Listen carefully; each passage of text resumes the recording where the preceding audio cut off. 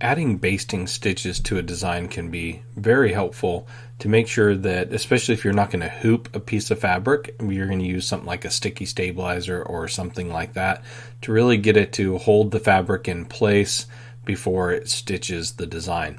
And in the program preferences, we can take a look at the Auto Baste tab. And inside of here, it's going to give you the options for the Auto Baste tool, like add crosshairs. We can say enter the stitch length for how long we want the stitch length to be for those basting stitches.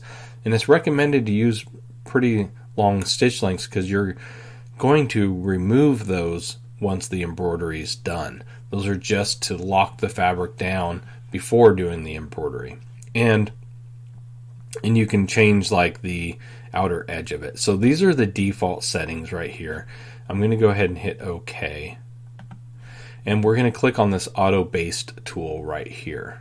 So click on that, and you'll notice that it automatically created these basting stitches, and if you look in the sequence view, it made it the first thing that will stitch out, because that's how it needs to work in order to get the fabric locked down to the stabilizer before the stitches are sewn.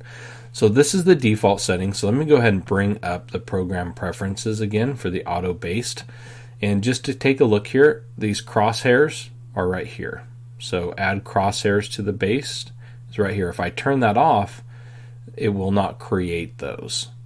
We can enter the stitch length. The stitch length is 6 millimeters. I can change that and it will be less.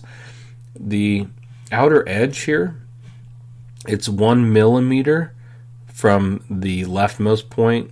It's 1 millimeter above the closest point there, and 1 millimeter below, and 1 millimeter to the right. And if I change that to something like 5, and I turn off this auto crosshairs,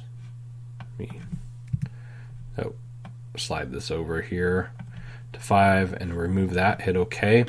I'm going to hit undo here, and I'm going to click on the Auto Baste tool again, and notice the changes here. Because I turned off the crosshairs, I no longer have those little tick marks right here, and I also changed the 5 millimeters, so now it's a greater distance away from the design. So you can change the settings for Auto Baste, and if you want to get it back to the defaults, you just click this button right here, use defaults, and it will reset everything back to normal. So that's how you adjust the Auto Baste features using the program preferences.